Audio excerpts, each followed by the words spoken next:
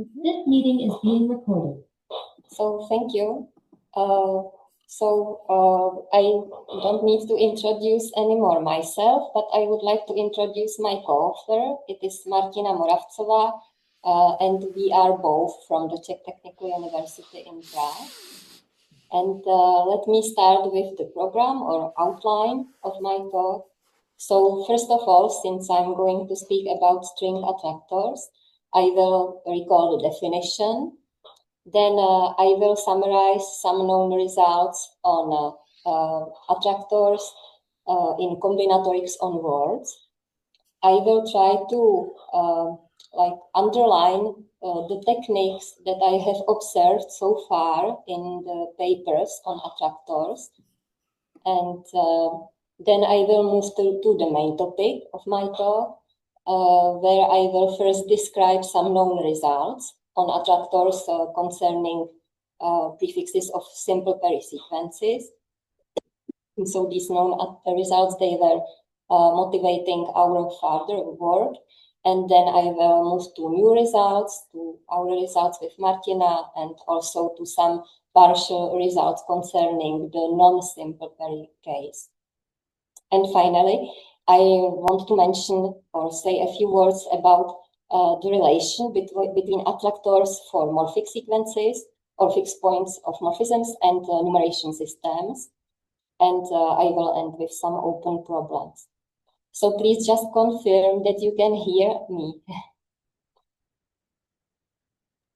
Can you hear me? Yes. Yes. I just want to check, is the audio good for everyone? Jean-Paul was having a bit of a... Yeah, I have some sort of echo coming out. I mean, like if there was another loudspeaker or something like this. Anyway. Mm-hmm. So I will continue. Maybe some of you, if you can turn off your microphone, if possible. There is no one in my office, so there shouldn't be an echo. Okay, so what a string attractor is. So before introducing string attractor, let me just say what I understand by an occurrence. So if I have a finite word, so W0, W1, etc. are letters. And I have this factor underlined here. I call it Z. Then I say that an occurrence of Z is the set I plus 1 up to J. So the set of all these positions where you see the factor Z. So usually when we define an occurrence, it is just the first position I, but in the context of attractors, I prefer to define an occurrence this way as the whole set. So now the definition. When the definition by Kempa and Pretza from 2018, when we have a finite word, W0 up to Wn minus 1, then a subset of these indices is called a string attractor of W, of the word W, if each factor of W has an occurrence containing an element of gamma. So let me illustrate this on a particular example. So consider this word W composed of letters A, T, G, C. And I claim that, for instance, gamma, the set of these positions, 2, 3, 4, 8, 10, is an attractor. I underline the positions here. And also gamma star, which has only 4 elements, is an attractor, and it is underlined here. So let me maybe explain that this attractor, this second one, it is the minimal possible attractor because it has 4 positions, and when you have an alphabet of size 4, then necessarily each attractor will have at least 4 positions. And how to check that it is an attractor? So we have to check that all factors of this word have an occurrence crossing the attractor. So when the factors are already underlined, so for instance, this factor TGC, then of course it crosses the attractor. But we have also factors in between the positions of attractors. So for instance, ATGC. So I need to find another occurrence of ATGC. It is here at the beginning, which crosses the attractor. So I have to do this for all factors that are not underlined, and you can check that it really works. So this set is indeed an attractor. And just why I have chosen the letters ATGC, it's because of nucleotides, adenine, thymine, guanine, cytosine, because attractors are used in data compression, and data compression is important in bioinformatics for working with human genomes with big data.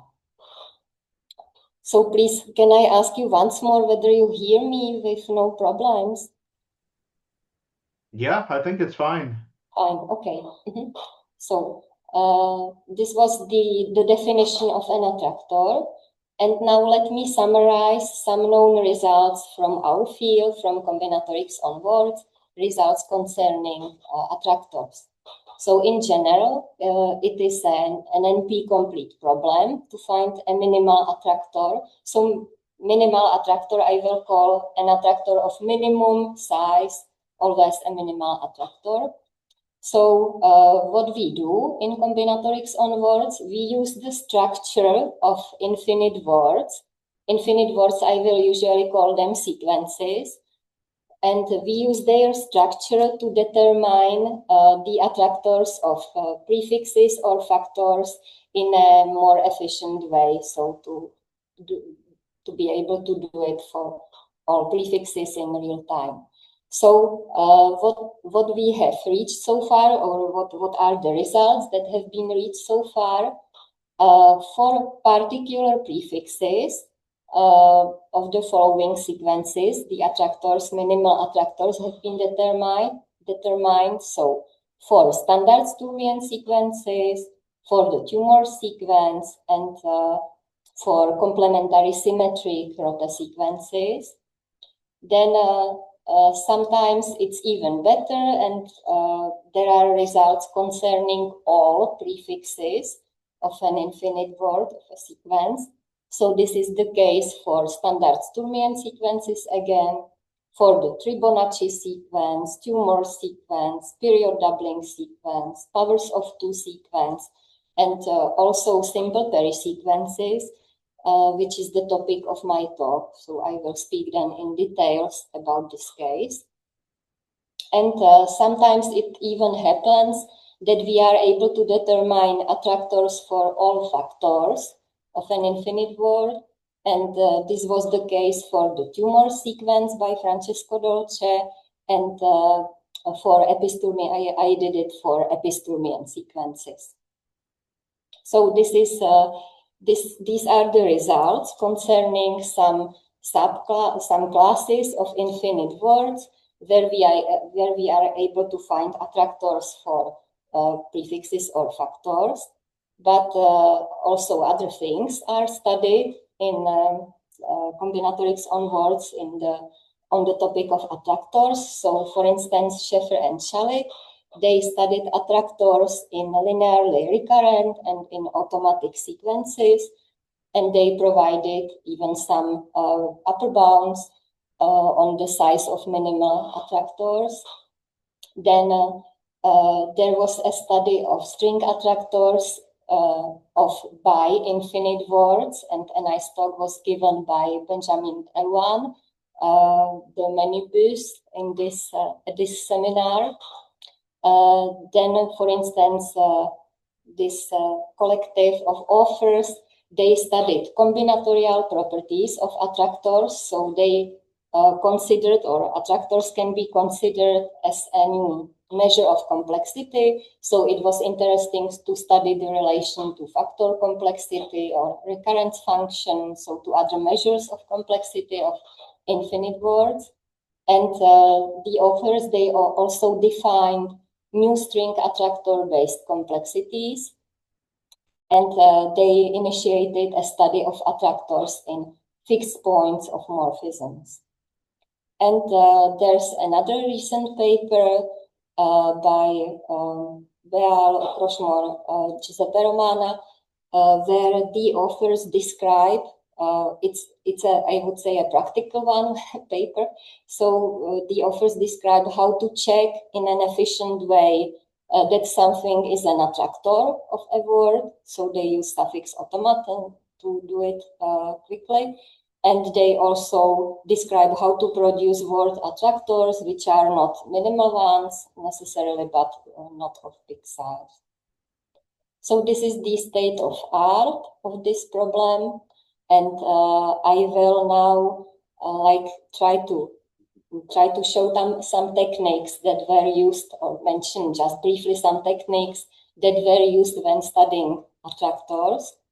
So it's very simple concerning the tumor sequence in this case, or all people who studied the tumor sequence, the attractors there, they use the fact that when you construct the next prefix of the tumor sequence, then you take the previous one and you concatenate it with the same one, just you exchange the letters 0 and 1.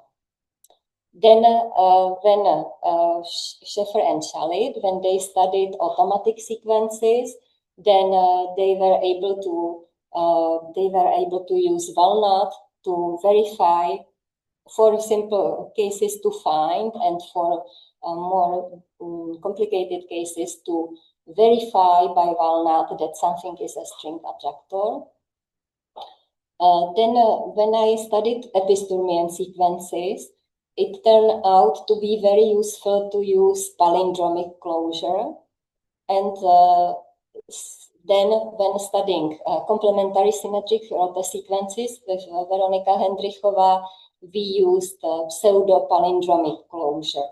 So let me just recall these notions. So when you have a finite word W, then we say that WR is a palindromic closure of W. If it is the shortest palindrome, having this word W as prefix. So for instance, when you take a palindrome, its palindromic closure is the word itself. When you take this word 0, 1, 2, the palindromic closure is 0, 1, 2, 1, 0. This is the shortest palindrome with this prefix. And similarly here. And if you have a word W which is binary, then you can define its antipalindromic closure as the shortest antipalindrome with the prefix W. So, for instance, here, when you have this word again and you do the antipalindromic closure, it means that you find the shortest antipalindrome having 0, 0, 0 as prefix. Why this is an antipalindrome? It's because when you read it backwards and you exchange 0 and 1 everywhere, you get the same word. So here, for instance, 0, 1, 0, 1, it is already an antipalindrome itself. So the antipalindromic closure is the same. And here, pseudo-palindromic closure, or in particular complementary symmetric Rote sequences, when we construct them, we can use the construction which combines palindromic and antipalindromic closure. So Rote sequences, complementary Rote sequences, they can be obtained this way, combining these two closures. And this turned out to be very useful for studying attractors as well. And the last point here is morphism. So when we have fixed points of morphisms, then again, it is quite helpful for searching for attractors. So this was the case for instance, the Fibonacci sequence when it was studied in the past, or for Perry sequences when we studied them with Martina, and also when the Franz Gerard, Giuseppe Romana, and Manon Stipulanti studied them. So this is just some observation on techniques that were used for finding minimal attractors. And now let me go to my main topic and first mention motivation for this study. So there is a nice paper, String Attractors of Some Simple Peri-Automatic Sequences by Franz Gerard, Giuseppe Romana, and Manon Stipulanti. And in this paper, the authors found attractors of all prefixes of simple Peri sequences. However, in some cases, they were not of the alphabet size, so they conjectured that these attractors are in general not minimal. And then they also opened a question on attractors of prefixes of non-simple Peri sequences. And this was interesting for us, so we studied the same problem in the paper Attractors of Sequences Coding Beta Integers, and we confirmed the conjecture, so we were able to find minimal attractors of prefixes of all simple Peri sequences, and they were of alphabet size, so really minimal. And we also provided some partial answer for binary non-simple Peri sequences. So we were able to find minimal attractors, but just for some particular prefixes of some particular form. So this is the motivation, and a few words about the results, previous results and our results. And now let me go a bit more into details, hopefully not too profoundly. So first of all, let me recall the definition of Peri sequences, because they come from renumeration systems. So here, given a base beta, which is a real number larger than 1, and given a non-negative real number, then if we write this number as a convergent series of this form, where the coefficients xi are non-negative integers, we say that this sequence is a beta representation of x. And we speak about the beta expansion of x if this beta representation is obtained by the greedy algorithm. And in this case, we denote it this way.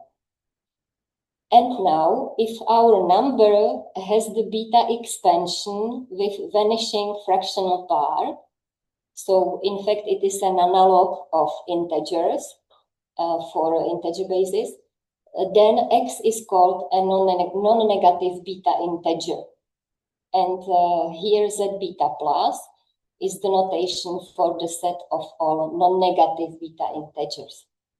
So this is the way how to construct beta integers.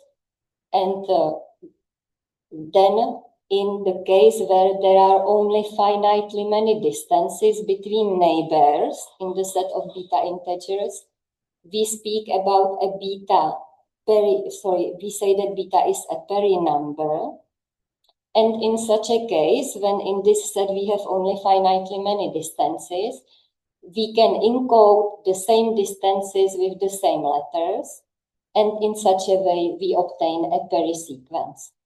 So here an illustration, if we have tau the golden ratio, here you have the beginning of the set of non-negative tau integers.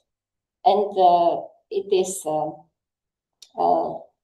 is possible to prove that there are only two distances, in this case, between consecutive beta tau integers, and we can code the distances with 0 and 1, and we obtain the famous Fibonacci sequence this way. So the Fibonacci sequence is a subset of Peri sequences. So this is the description of Peri sequences coming from the numeration systems. But for us, it is more suitable to work with morphisms. So let me also recall that Faber in 1995 showed that Peri sequences, they are also fixed points of morphisms. And in particular, a simple Peri sequence can be can be defined equivalently in the following way as the fixed point of such a morphism. So we are over m letters, 0 up to m minus 1, where these parameters here, the exponents, t1 up to tm, they are non-negative integers, and t1 and tm, they are at least 1. And moreover, the parameters satisfy this lexicographic condition, which comes from the renumeration system. So we will consider, or we work when we were searching for attractors, we always use the fact that we have fixed points of this morphism. And let us denote by un the nth iteration on 0 of the morphism phi, and by big un its length. So we will use this notation in the sequel. And before going to known results, I have here one more tool that we used, and it's a tool concerning attractors of powers. So first, what a power mean? We say that a word U is a power of a word V if it is a concatenation of a certain number of repetitions of V and then a prefix of V, which might be empty. So for instance, U of this form, it is a word where you repeat 3 times 0, 0, 1, and then you have 0, 0. So the 0, 0 is a prefix of 0, 0, 1. So this whole word is a power of the factor of the word 0, 0, 1. Or I have here the word kabelka, it means handbag in Czech, and it is of the form kabel, and then a prefix of kabel. So again, it is a power of the word kabel. Or couscous, couscous is a square of kus, we repeat it twice, so again, it's a power of kus. And in general, when you study attractors, then there is not a straightforward relation between attractor of a word and attractor of its factors. But in the case of powers, we have the following.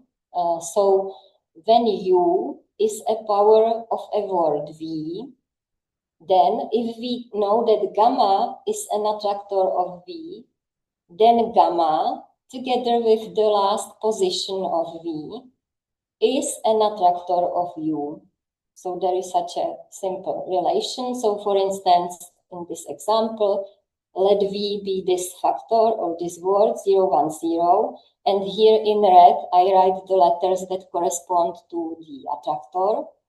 Then this word U is its power because it's 0, 1, 0 repeated 3 times, and then 0, 1. And from the previous lemma, we know that since this set 1, 2 is an attractor of V, then this set, together with the last position of V, which is 2, is an attractor of U. But since 2 was already here in the set, it means that they have the same attractor. So this was very useful, this observation for attractors, even some, for powers, even some more elaborate observations were used when, or we used them when studying attractors. So now we can go directly to simple Perry sequences, and let me mention that we have powers there, because the word UN plus 1, let me recall that this is the n plus first iteration on 0. So this is a power of UN always. So this is a nice thing from simple Perry sequences. Let me illustrate it on a particular example. So when I have 3 letters and the parameters are T1, T2, T3 are 2, 1, 1, which means that the morphism maps 0 to 0, 0, 1, so two zeros are there, Phi of 1 is 0, 2. So I have 1, 0 here. It corresponds to T2. And phi of 2 is 0. This corresponds to T3. Then the prefixes really satisfy that they are powers of the previous prefixes, because U3 can be written as U2, again U2, and a prefix of U2. The same thing for U4. It can be written as a concatenation of 2 times U3 and then a prefix. And the same thing for U5, concatenation of 2 times U4 and a prefix of U4. So this holds in general that for sufficiently large n, larger than the alphabet size -1, it holds. Let me introduce one more notation. Since we know that the word un plus 1 is the power of un in all simple pair sequences, we will use the notation qn for the length of the longest prefix of u, which is a power of un. And it will be at least of this size. So always this qn will be larger than or equal to un plus 1. So that's the last notation for this moment, and we can go to results. So first, results of the paper of Franz Gerard, Giuseppe Romana, and Manon Stipulanti. So they found attractors of all prefixes, as I mentioned already, and these attractors, they were of size between m and m plus 1. So m means the size of the alphabet. So they were not too big. Always they were just by one, at most by one letter more than, by one position more than the alphabet size. And moreover, they searched for minimal attractors of prefixes being subsets of this set.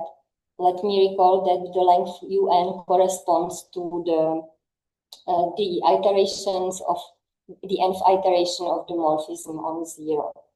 And this is quite natural. I will then say something about numeration systems behind, and it's quite natural to search for attractors in this form. And let me call them canonical attractors, so that I don't have to repeat all the time that they are subsets of un minus 1 of these positions. So this is the result, and let me describe it more precisely. So here there are maybe too many symbols, but don't be afraid. I will say it briefly. And so if we have short prefixes, of a simple pair sequence, you see that this n here is just in this small interval between 0 and the alphabet size -1. Then the attractor is gamma n, which is a minimal attractor, because you can easily see here that it is always of the alphabet size. So it means that maybe you cannot see it easily, but believe me, they are of the alphabet size. So they correspond the number of positions in this attractor corresponds to the number of different letters in the prefix. So they are minimal, and they are canonical, as I introduced the notation before. So they are canonical. So for short prefixes, we always have canonical attractors, which are minimal. Now, what about, okay, so here an example so that you understand what the canonical attractors, how they look like, or these attractors, how they look like. So if we have 4 letters, we have the sequence of parameters 2, 1, 2, 1. So the corresponding morphism is of this form. Then we mark in red the attractors from the previous slide. So for instance, for U2, when you search for its attractor, then it's the last position of U0, the last position of U1, and the last position of U2. Or for U3, when you search for its attractor, it's the last position of U0, of U1, of U2, and then of U3. And when you have a prefix which is between, the length is between these two ones, then its attractor corresponds to the previous one. So these are just very simple attractors of canonical ones. And let me go to further results. And again, I will just comment them, hopefully in a comprehensible way.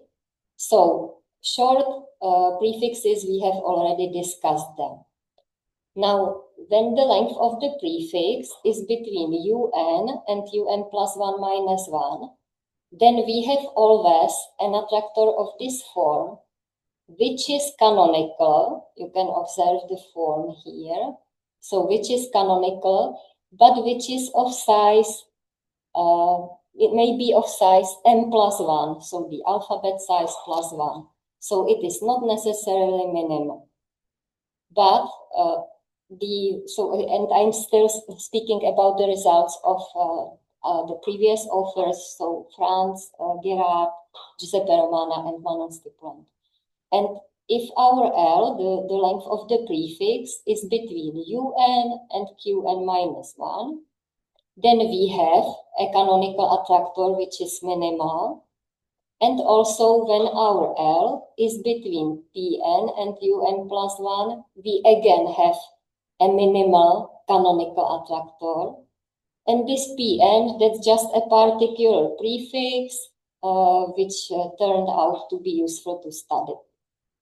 And moreover, here we can see that if it happens that this Pn, so the length of this prefix, minus 1, and qn minus 1, let me just recall that this is the length of the longest prefix, which is a power of un minus 1. So if we have this relation, then we can see here that these two intervals, they overlap, and we have minimal attractors which are canonical for all prefixes. So this is exactly what the authors studied then, this situation, and they could see, they obtained the following theorem. They could see that for simple perisequences having affine factor complexity, these are the two conditions here, which corresponds to affine factor complexity. So they could see that in this case, we have this inequality, which guarantees that the attractors are always minimal and canonical, minimal of alphabet size and canonical. So this is about the known results, and let me now introduce how we completed the result. So let me introduce our theorems. So here just a technical thing, just for authors of the previous paper. So instead of Pn, of the prefix Pn, it was suitable for us to work with another prefix. We denoted Zn here. And the only difference are the exponents here.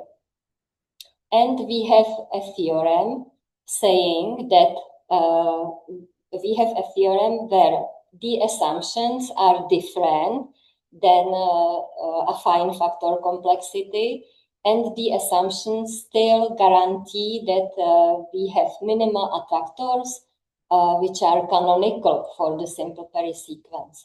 So here are some technical assumptions, and together with this lexicographic condition, but the important thing is that they guarantee that each prefix has the attractor which is canonical and minimal. But so far, let me repeat once more. So far, we introduced some additional conditions which, when satisfied, they guarantee also minimal canonical attractors. But and here is an illustration, but I will maybe skip this one.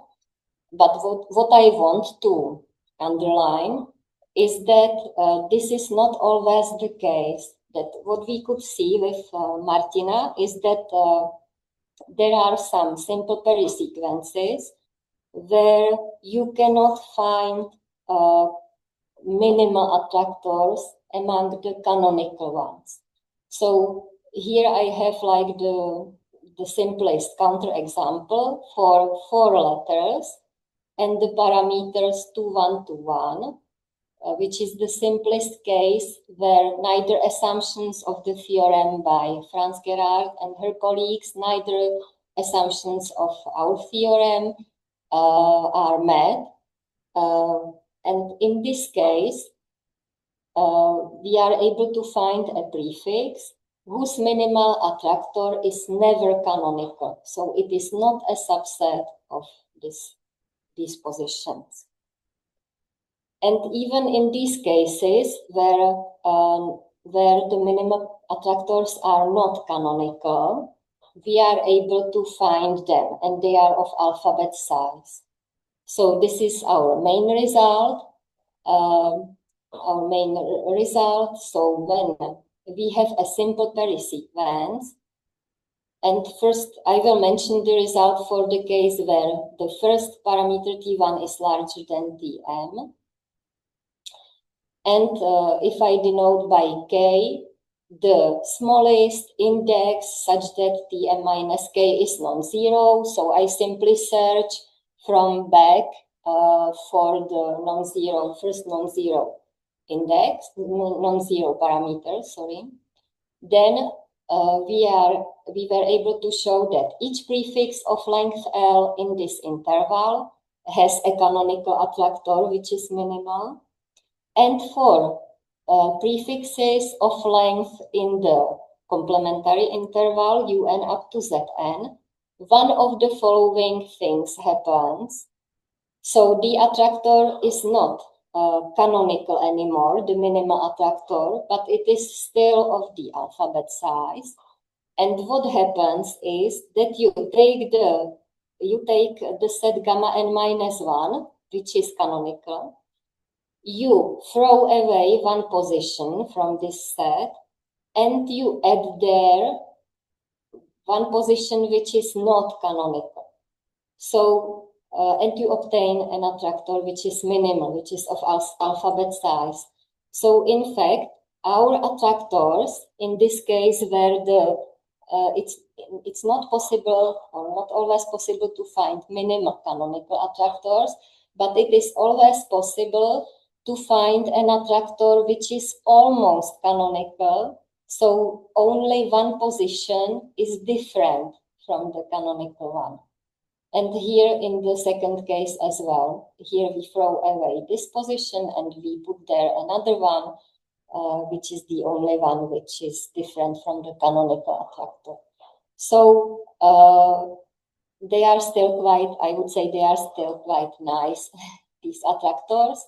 And we are, of course, able to decide, depending on the parameters T1 up to Tm, which of these two cases occurs. And we have a similar but slightly more technical result for T1 equal to Tm.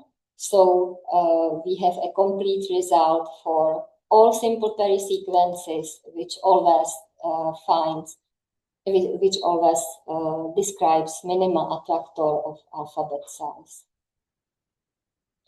So this is the main result, and then let me one more repeat that for simple perisequences, what happens?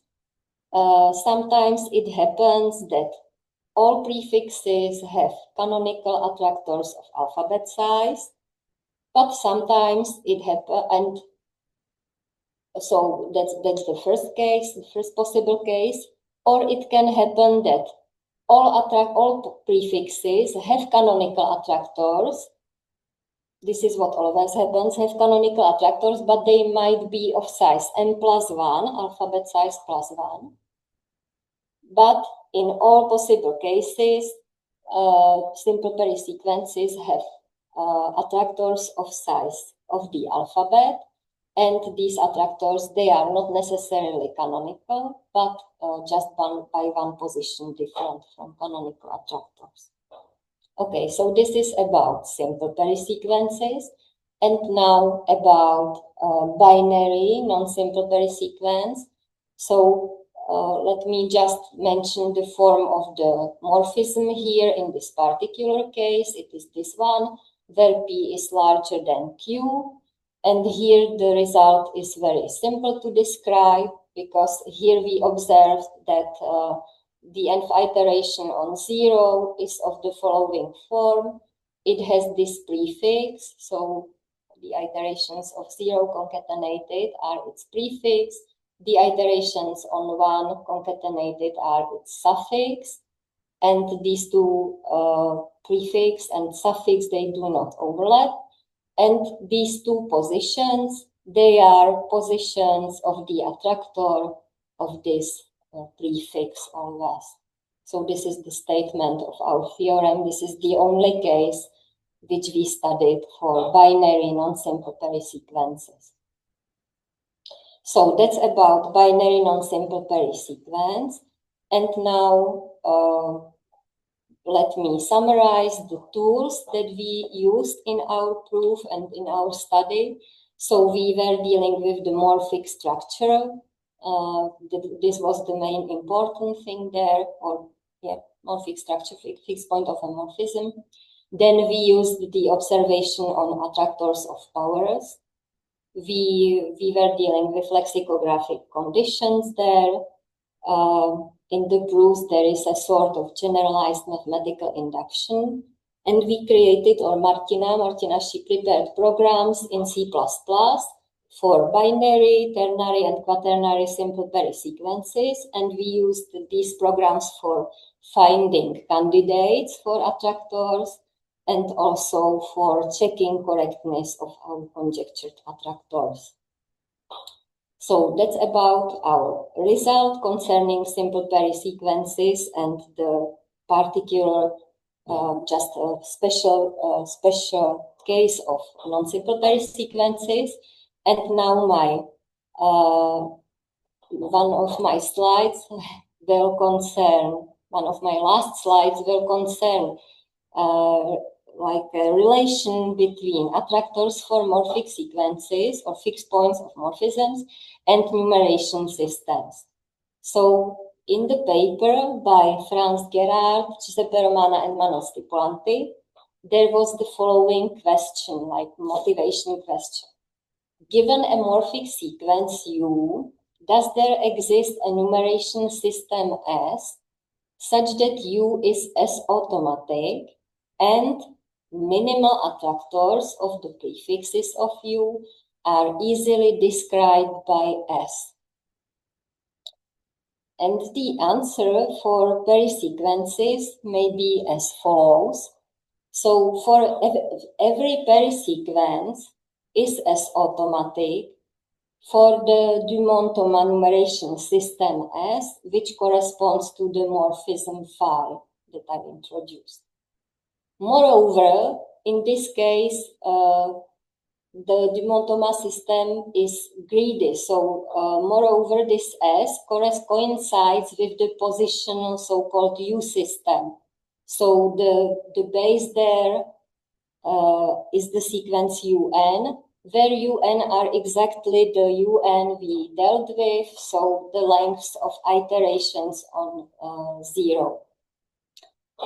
And so, in fact, we are asking, in this case, for perisequences, whether attractors are always somehow simply connected with this sequence, with the sequence of last positions of the iterations on 0. And these are the canonical attractors, in other words. And for simple perisequences, the answer is, as I repeated already for the maybe third time, so the answer is that for each prefix there is a canonical attractor, but it is not always minimal. And for binary non-simple perisequence, it seems that this question about the correspondence to numeration systems is not really suitable, because in this case, when you look at iterations on 0, they always end in 1, in the letter 1 for n at least 1. So when you know this, then it's quite clear that the attractor of size 2, so of alphabet size, is never canonical here. And I think this will be also a problem for not only binary non-simple perisequences, but non-simple perisequences in general. That here we don't have the property anymore that the iterations on 0 ends in all different letters. So infinitely many times. So this is the comment to this question. And my last slide is about open problems. So in their paper, Franz Gerard and her colleagues, they studied slightly more general morphisms. And therefore, it remains an open problem to find minimal attractors of prefixes in this more general case. Then, if you remember our two theorems, so we, together with the previous authors, we introduced only sufficient conditions for the attractors of prefixes of simple perisequences to be canonical, minimal attractors. So we have just sufficient conditions guaranteeing that we have minimal canonical attractors for prefixes. But it remains to find necessary conditions. So it would be nice to have an equivalent description, so to have a complete description of simple perisequences, such that each prefix has a canonical minimal attractor. And my last, this is still concerning perisequences, this time non-simple perisequences. There almost everything is open, so finding minimal attractors of prefixes over larger alphabets, even on binary alphabet. And here a slightly more general problem. So it was already studied a bit in a paper by Kasseň and his colleagues, his co-authors. They studied minimal attractors of prefixes of fixed point of morphisms in general. So they have some observations on the size of the attractor. And it seems to me as an interesting question to decide in which cases the minimal attractors are of alphabet size.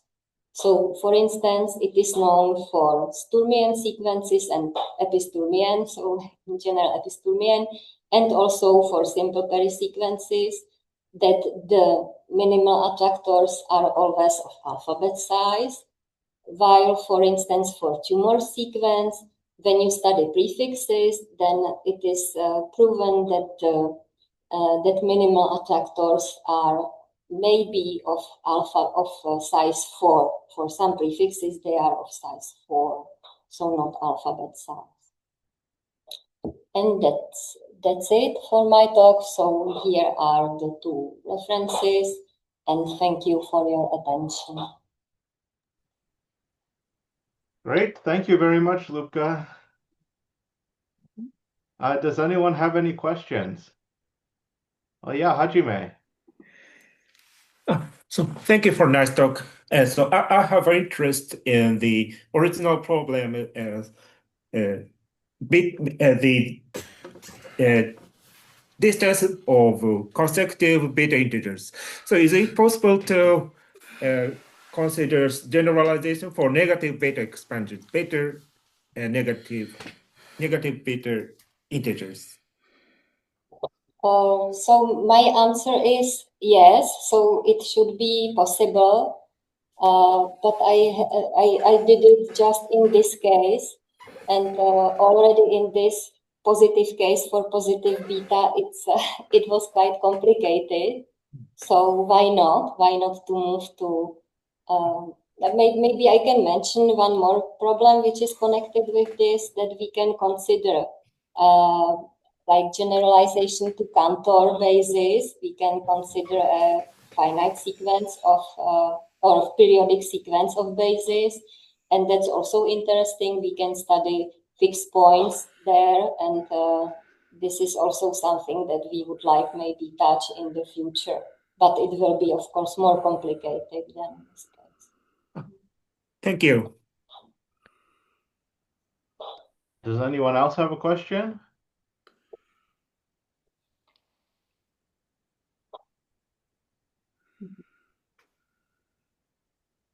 All right.